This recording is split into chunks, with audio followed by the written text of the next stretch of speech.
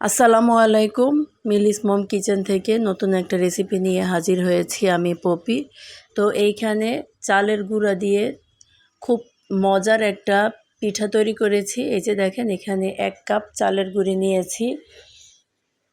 তারপরে দিয়েছি আধা চা চামচ মরিচের গুঁড়া, তারপরে দিয়েছি 1/4 চা চামচ হলুদের গুঁড়া, তারপরে দিয়েছি স্বাদমতো লবণ, তারপরে দিয়েছি আধা চা চামচ জিরার গুঁড়া, তারপরে দিয়েছি আধা চা চামচ এই যে ধনে গুঁড়া,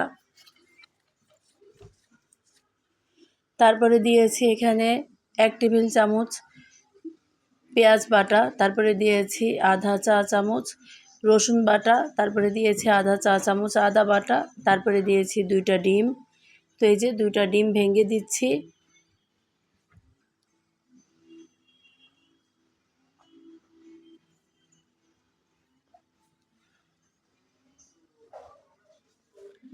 সব উপকরণ একসাথে মিশিয়ে নিচ্ছি।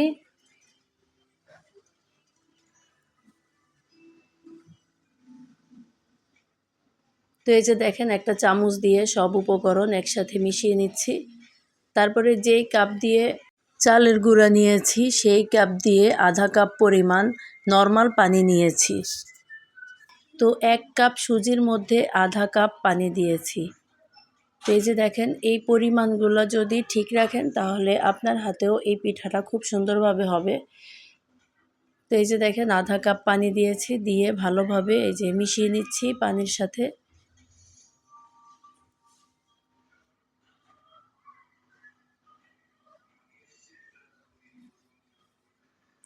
তো এই যে ভালোভাবে মিশিয়ে নিয়েছি।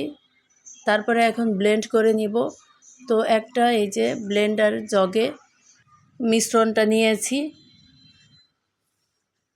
তো এই যে দেখেন, সবগুলো মিশ্রণ এই যে ব্লেন্ডার জগে নিয়েছি, নিয়ে এখন ব্লেন্ড করব।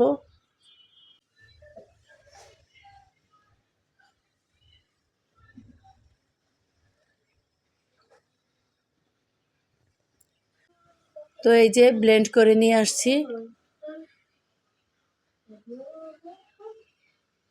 তো ব্লেন্ড করা এই যে চালের গুঁড়াটা এখন একটা বাটিতে নিয়ে নিচ্ছি।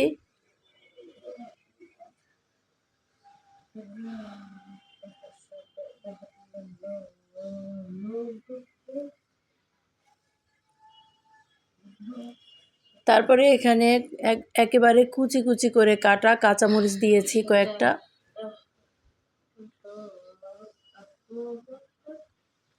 তো কাঁচামরিচটাকে মিশ্রণটার সাথে মিশিয়ে নিয়েছি। তারপরে এই যে 15 মিনিটের জন্য ঢেকে রেখেছি। আর এ পর্যায়ে চুলার কাছে চলে এসেছি। এখানে কড়াইতে পর্যাপ্ত পরিমাণে তেল গরম করে নিচ্ছি।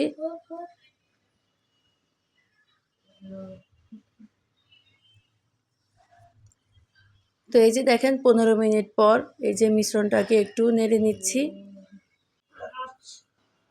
তো এই যে একটা চামচের সাহায্যে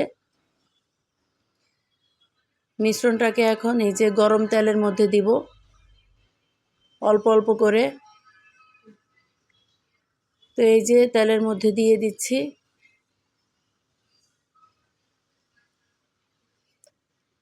আর অন্য একটা চামচের সাহায্যে এখানে এই যে পিঠার উপরে তেলটা দিয়ে দিচ্ছি।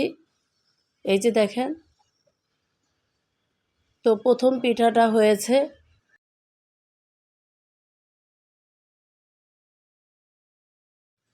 তো ছেঁকে তুলে নিচ্ছি।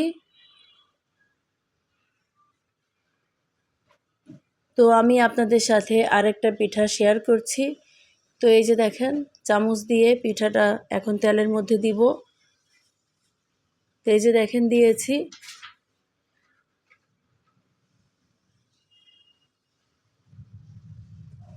আর একটা চামচের সাহায্যে এই যে তেল উপরে দিব।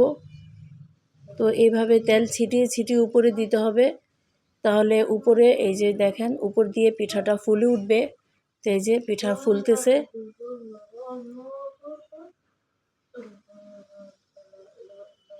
দেখেন, খুব সুন্দর একটা পিঠা হয়েছে। তো পিঠাটা উল্টে দিয়েছি।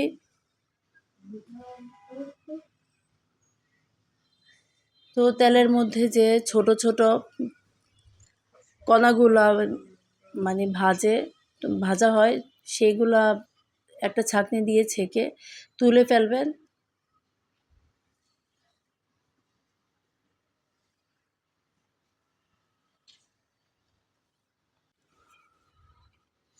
তো এই যে দেখেন খুব সুন্দর একটা পিঠা হয়েছে।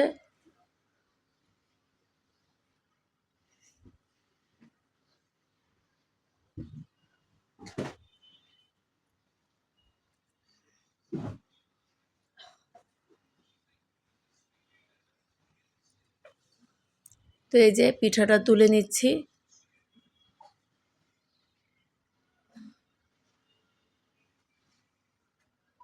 তো একটা প্লেটে তুলে রেখেছি।